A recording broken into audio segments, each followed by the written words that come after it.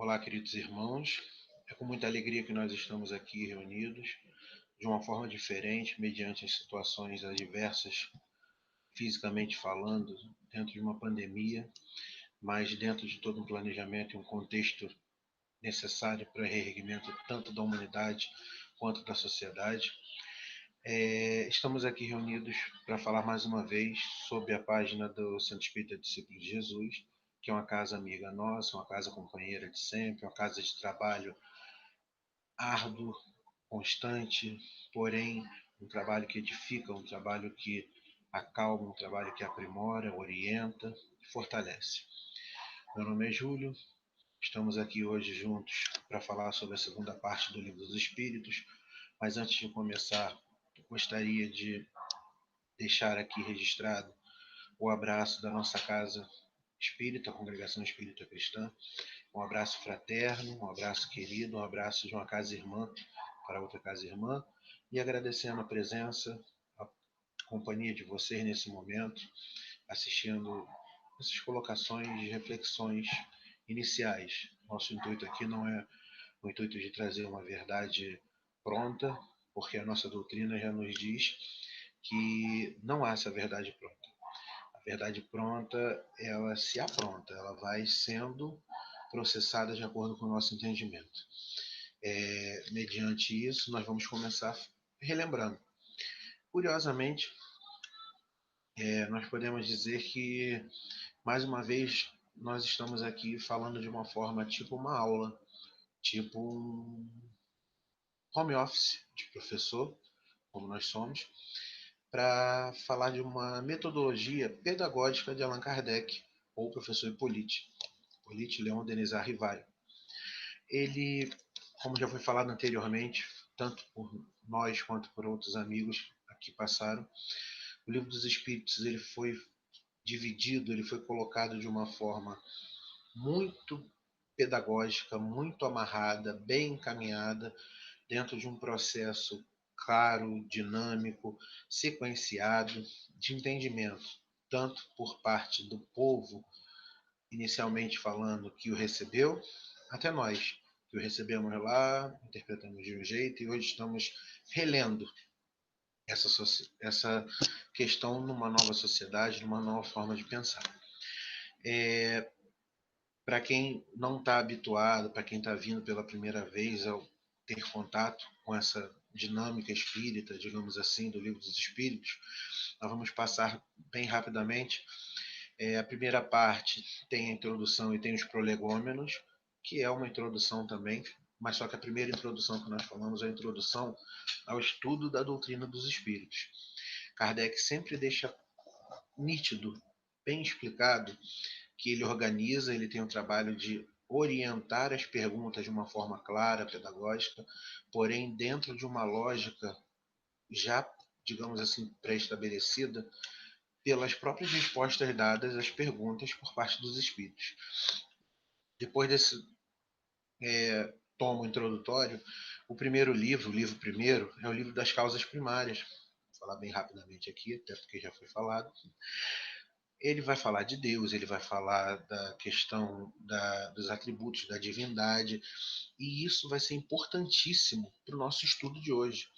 Por quê? Porque os atributos da divindade, eles são o ponto de partida para toda e qualquer explicação lógica. Nós estamos tratando de uma obra que surgiu num contexto de questionamento, num contexto de esclarecimento. O mundo passava por uma, digamos assim, uma revolução questionadora. Por que revolução questionadora? Porque ele vai fazer com que você pergunte. É um pouco depois da Idade Média, mas, por exemplo, na Idade Média tudo se explicava da seguinte forma: era a vontade de Deus, e caso você não aceite ou questione, você está questionando, não aceitando a vontade de Deus. Logo, você é um pecador e está passível de punição. Quando vem o livro primeiro, ele vai explicar o que é Deus, ele vai trazer os atributos da divindade e vai preparar todo o solo para a nossa parte. Por quê? O segundo capítulo ele fala de espírito e matéria, propriedade da matéria, espaço universal. No capítulo 3 ele vai falar da criação, E aí fala de formação de mundo, formação de seres vivos, povoamento da Terra, as raças adâmicas. É muito assunto para nós falarmos em poucos minutos. Então, nós vamos sempre tentar ao máximo ser diretos. Essa parte inicial do livro primeiro, ela vai acabar com a parte do princípio vital. Seres orgânicos e inorgânicos, a vida e a morte, inteligência e instinto. Ele prepara a nossa mente para uma diferença de inteligência e instinto. Por quê? Porque agora ele vai falar da segunda parte do mundo espiritual ou dos espíritos. O que muda com isso, Júlio? Muda da seguinte situação. Ele vai falar do que vai permear a Terra. A Terra, digamos assim, é um dos cenários dentro da vasta quantidade, da imensidão de palcos da vida. Então, o que acontece? Quem são os artistas? Quem são os trabalhadores que vão fazer esse palco virar peça? Quem são aqueles trabalhadores que vão iluminar, enfeitar, trabalhar, não somente para deixar o palco mais bonito, mas para fazer a vida deles da forma que tem que ser feita? Esses trabalhadores, nós vamos começar a tratar agora com o nome de espíritos. Nessa cena, nessa encenação, que não é uma encenação, é viver, os espíritos eles vão pipocar, principalmente no nosso vocabulário. Ah, espírito, espírito. Mas até agora nós tratamos os espíritos de uma forma geral, digamos assim, com a letra minúscula. Por quê? Porque falava-se de uma forma geral, mas agora nós vamos falar de um princípio inteligente, de uma identidade, de uma, digamos assim, limitação individual. Vai surgir um ser que interage, um ser que pensa, um ser que sente e um ser que vai ser co-criador. O que ele fizer trará frutos positivos ou não tão positivos para ele. Podemos dizer assim, ele vai colher o que planta, ele vai poder plantar novamente para tentar uma nova colheita, e com isso ele vai ajudar tanto a matar a sua própria fome quanto a fome dos outros que estão ali crescendo com ele. E no primeiro capítulo do livro segundo, os espíritos. Origem e natureza dos espíritos. Nós não vamos entrar ponto a ponto inicialmente pelo curto espaço de tempo. Mas o que nós devemos ter sempre em mente, por pior que você julgue um espírito, todos nós fomos criados simples e ignorantes. Surgimos do zero, da mesma partida.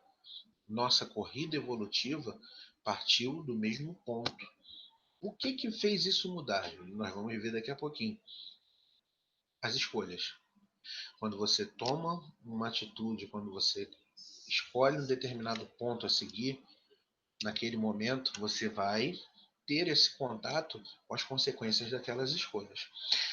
Os pontos seguintes são mundo normal primitivo, forma e ubiquidade dos espíritos, perispírito, diferentes ordens dos espíritos, escala espírita, progressão dos espíritos e anjos e demônios. De uma forma resumida, do que trata o primeiro capítulo? Trata do surgimento, da individualização desse princípio inteligente e, digamos assim, da caracterização de cada um. Ele vai falar que o espírito ele não está parado, o espírito ele não está pronto, o espírito está a caminho, ele está evoluindo sempre. O máximo que pode acontecer, diante de uma atitude equivocada, um irmão ficar um pouco estacionado, porém ele não regride. Nós não pioramos, nós estacionamos até conseguirmos andar. O mais difícil que seja a sua caminhada, você não está sozinho e muito menos perdido. Você está parado do ponto que você chegou, esperando uma motivação sua para querer sair desse ponto. Caso ela não venha, existem outros pontos que vão te, digamos assim, fazer com que você tome a atitude do passo. As consequências dos atos. Não vamos entrar em pontos determinados, mas, por exemplo, o espírito que surgiu simples e ignorante, ele pode chegar ao estado puro ele pode chegar a um estado angelical, um estado de governar um plano? Pode e vai, porque é a única fatalidade que nós temos de evoluir. Nós vamos evoluir. No segundo capítulo, ele vai falar da encarnação dos espíritos. Cria-se o espírito. O espírito está formado. Agora ele vai encarnar. Primeiro momento dele em contato com a matéria densa, como nós temos no nosso corpo. Matéria pesada, matéria condensada de uma forma muito grosseira. Então, qual é o objetivo da encarnação? O objetivo da encarnação é fazer o espírito progredir. Se fosse criado para ficar enfeitando, aí ele já é puro, aí ele já está numa elevação muito boa. Ele vai ajudar a quem? Quem vai o ajudar? Quem vai lhe ajudar? Perdão. Não vai ter uma situação clara, digamos assim, de justiça. Lembra dos atributos da divindade? Se não quiser ir nele, a gente pode ir na primeira pergunta. Deus, causa primária de todas as coisas, inteligência suprema do universo. Se ele é a inteligência suprema, ele não trabalharia à toa, ele não faria nada sem um motivo. Nós encarnamos para progredir e auxiliar a progressão do próximo. Vai se explicar o que é a alma e vai se falar do materialismo. Por quê? A alma, o espírito encarnado, somos nós. Nós estamos, Júlio, Maria, José, Joaquim, Pablo, Rosália, mas nós somos peregrinos em busca da evolução moral. Nós vamos caminhando juntos com amigos, auxiliando em tarefas já não tão escolhidas por nós, mas nós vamos caminhar. Nós somos viajantes do universo. E quando se fala de materialismo, talvez seja o mal a ser combatido dentro de uma visão espiritual. Porque o materialismo aqui nós não vamos levar para o lado histórico, para o lado financeiro, nós vamos levar para o lado de somente se pensar no que você toca, no que você vê, no que você consome. Até tremia mesmo. No terceiro capítulo, retorno da vida corporal à vida espiritual, a alma volta. Aquela alma que chegou aqui simples e ignorante, ela volta com uma bagagem inicial. Ela volta com alguma coisa a ser trabalhada. Ela volta sendo separada de um corpo ao qual se acostumou. Então começa a ter um período de turbulência, digamos assim. É um momento que você já não está mais voando em céu de brigadeiro. No capítulo 4, Pluralidade das Existências, Kardec chega num dos principais pontos da nossa doutrina. Não vou dizer o principal, mas é aquele que caracteriza sempre a lembrança quando se fala do espiritismo, que é a reencarnação. A pluralidade das existências. Você não viveu uma única vivência. Você é um espírito eterno, passando por várias vivências em busca do seu aprimoramento. E aí ele vai falar, pela primeira vez aqui nesse capítulo, sobre a reencarnação. Reencarnação para o espírita não é caridade, reencarnação é questão de justiça. É você ter a chance de melhorar o que você não conseguiu em algumas caminhadas de uma determinada forma que não prejudique nem a você nem a ninguém. Você pede para melhorar. A reencarnação ela te dá a chance de tentar de novo, um novo ponto de partida. Dentro dessa questão, você pode reencarnar em diferentes mundos. Para quem já tem um certo grau de conhecimento, leitura, digamos assim, da literatura espírita, o próprio livro A Caminho da Luz, quando fala dos capelinos, exilados de uma constelação próxima, que precisavam melhorar muita coisa do lado moral, intelectual já estava bem avançado. Eles vieram para os primórdios da ocupação da Terra. Eles vieram se melhorar e ajudar o planeta a caminhar. Dentro disso, você pode, dependendo da sua evolução ou a do planeta, voltar para o mesmo planeta numa reencarnação, voltar, seguir para outro de uma condição um pouco melhor, ou seguir para um outro que está iniciando uma caminhada evolutiva para servir de apoio, de auxílio nessa caminhada e se melhorar, porque ninguém está pronto, ninguém está perfeito dentro dos que estão encarnados aqui na Terra nesse momento. Nós vamos ter sempre, claro, nosso guia e modelo, Jesus, grau de perfeição maior que nós temos como exemplo. Fora isso, estamos sempre caminhando. Esse capítulo ele vai falar também de questão de parentesco, semelhanças físicas, ideias inatas, que são ideias que você já traz, é o seu filho que sabe tocar determinado instrumento, é a sua filha que tem facilidade para música, é seu irmão mais novo que consegue resolver um problema matemático muito complicado, e assim vamos entrando. Vai falar da questão do reencarnar. Agora o espírito já traz o que melhorar e o que ajudar. Ele já não está mais como uma folha, digamos assim, em branco. Já tem coisa escrita. O capítulo 5 são considerações sobre a pluralidade das existências. Kardec é muito feliz nesse capítulo, porque nesse capítulo ele explica com exemplos riquíssimos, perguntas, questionamentos, o porquê de se questionar a reencarnação. Muitos que questionam a reencarnação são aqueles que não têm, digamos assim, vontade de se melhorar ou têm um orgulho muito elevado e não conseguem se ver como aprendizes. Então vem meio que a reencarnação como uma conversa fiada, vulgarmente falando, uma coisa a se dá pouca ideia porque vai se contrariar à religião. Não vamos entrar aqui em questões históricas, poderíamos, mas o termo reencarnação já esteve em amplo contato com as civilizações passadas, até que as escolas religiosas que nos antecederam tiraram de seus escritos ou adequaram com outras palavras, e esse termo foi perdendo força e foi perdendo, digamos assim, significado, como nós mudamos. Porque quando você fala de reencarnação, você fala de justiça. Quando você fala de reencarnação, você consegue entender que o espírito está sofrendo por questões que ele ainda não resolveu, com ele ou com o próximo. Mas geralmente são questões que ele vai resolver, talvez não nesse momento, mais para frente, mas ele tem que não ser, digamos assim, doutrinado. É um termo até que causa um pouco de aflição quando nós ouvimos, porque assim, às vezes o espírito que está ali precisando, tanto o encarnado quanto aquele que está em comunicação, ele conhece a doutrina, ele conhece a religiosidade, ele tem contato com a ideia de Deus, porém ele se sente injustiçado, e como todo injustiçado, às vezes ele perde a noção na reclamação. No capítulo 6 ele vai separar agora capítulos sobre a vida espiritual, e agora nós vamos ter contato com a erraticidade.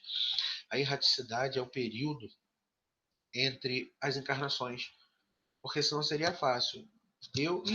Desencarnei, vou voltar depois de amanhã. Não, tem um período de refazimento, tem um período para você se desligar do corpo, dependendo da forma que você se desligou.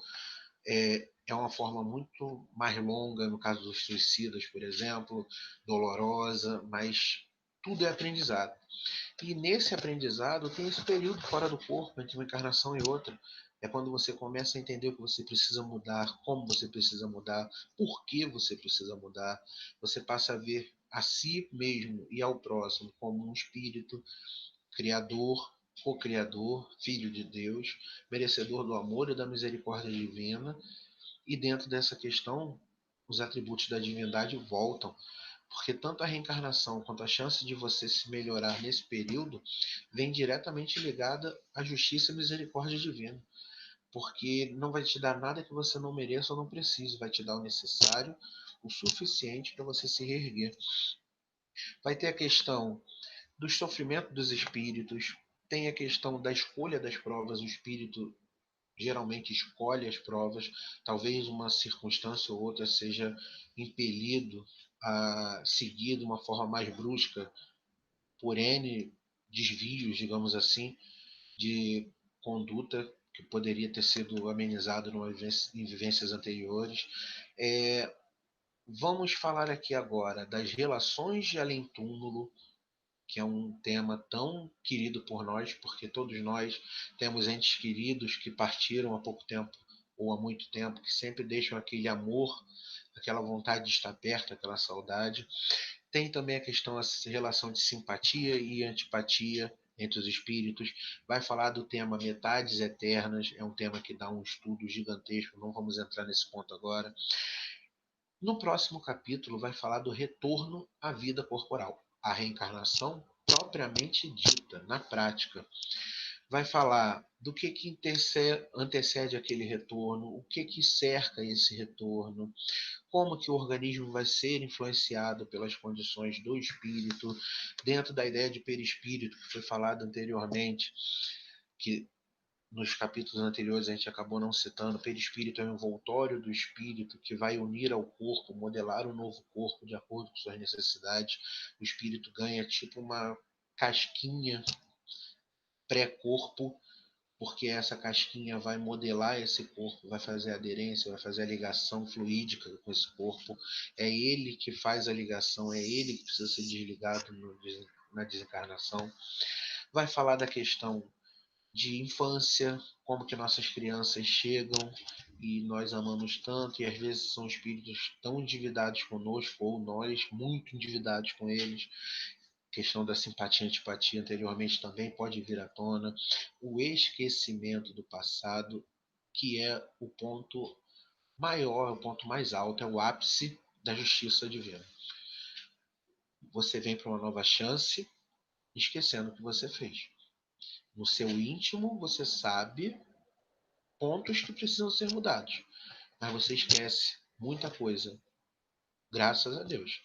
Porque talvez se você lembrasse de desafetos que hoje estão como pai, mãe, irmão e irmã, o relacionamento seria conduzido para uma outra forma que não seria legal. No capítulo 8, Emancipação da Alma, aí nós estamos encarnados, porém entre as realidades. O sono e os sonhos, as visitas espíritas entre pessoas vivas, desdobramento, é um outro tema que cai dentro da mediunidade. Nós vamos, em outros momentos, analisar de outras formas. Transmissão oculta do pensamento, letargia, catalepsia, mortes aparentes, sonambulismo, êxtase, dupla vista. Ou seja, são pontos em que o corpo se faz presente, o espírito também, mas os dois não estão necessariamente no mesmo grau de ligação, como estamos agora. O espírito que move esse corpo aqui está num momento de vigília. Ele está vigilante, ele está agindo, ele está atuando. Mas quando esse corpo, digamos assim, fecha os olhos para restabelecer forças, para deixar o organismo fluir e dar prosseguimento ao andamento biológico, esse espírito necessariamente não fica tão próximo. Ele pode ter um desdobramento, pode estar próximo, não vamos entrar em detalhes porque é um tema bem complexo. No capítulo 9, intervenção dos espíritos no mundo corporal, aí vamos falar da nossa tão amada ferramenta de trabalho de muitos no bem, que é a mediunidade. Por quê? Porque você vai falar da penetração dos espíritos no pensamento, ou seja, a influência dos espíritos, aqueles que vão tomar o corpo dos seus endividados ou seus devedores, aqueles que vão fazer questões de afeição e vão se aproximar de outros, vão se afastar de alguns. Vai falar dos anjos da guarda, dos espíritos protetores que todos nós temos, são amigos, irmãos, companheiros que aceitaram a tarefa árdua, porém, em nome do amor, da justiça, da misericórdia divina, andam conosco, nos orientando, mesmo às vezes a gente estando numa outra sintonia. Vamos falar dos pressentimentos, da influência dos espíritos nos acontecimentos, ação dos espíritos sobre os fenômenos da natureza, os espíritos, aqui no caso já fala muito mais da época em que a Europa se vivia ou um pouco antes, fala de pactos, espíritos durante os combates, poder ocultos, talismãs, feiticeiros, bênção e maldição, ou seja, aquela história do pensamento, força, formar, criar, como que você está conduzindo essa vivência, como que você está seguindo essa situação. O penúltimo capítulo, capítulo 10, ocupações e missões dos espíritos. Os espíritos se ocupam de missões, os espíritos se ocupam de tarefas, às vezes as tarefas que nós não achamos tão importantes, mas são tarefas que vão levar um certo grau de conforto e auxílio a alguém. Por exemplo, em algumas biografias do Frei Fabiano de Cristo, ele, em alguns pontos, ele ficava na portaria do mosteiro e, claro, de forma velada, escondida, ele umedecia os dedos e passava nos lábios dos escravos que ali passavam, Os escravos estavam trabalhando no sol, de forma árdua, castigo, etc. E ele umedecia os lábios. É uma forma de demonstrar que alguém se importa. Né? É uma forma de mostrar que, por menor que seja o seu trabalho, ficar numa portaria, você pode amenizar a dor de alguém, você pode auxiliar alguém. Um bom dia que você dá, um tá tudo bem, um quer conversar, qualquer coisa do tipo. O último capítulo da segunda parte são os três reinos. Vai falar dos minerais e das plantas, fala dos animais e do homem e fala da mente e psicose. Por que esse último ponto dos reinos?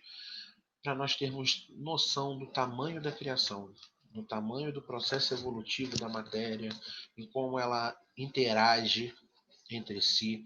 Aqui não está dizendo que você vai voltar como um animal ou um animal vai nascer como um ser humano. É um processo árduo de manipulação dos fluidos, do princípio vital, da inteligência, que não nos cabe nem, digamos assim, chegar próximo de um terço do que realmente acontece. Os reinos, eles estão aqui para dizer que tudo na natureza está em estágios. A natureza não dá saltos. Nós passamos por situações para aprimorar, melhorar, seguir de uma forma melhor, mais tranquila, uma caminhada que nós poderíamos seguir de uma forma, digamos assim, um pouco menos proveitosa. Eles estão ali para nos ensinar com exemplos, para mostrar que Deus está presente em tudo.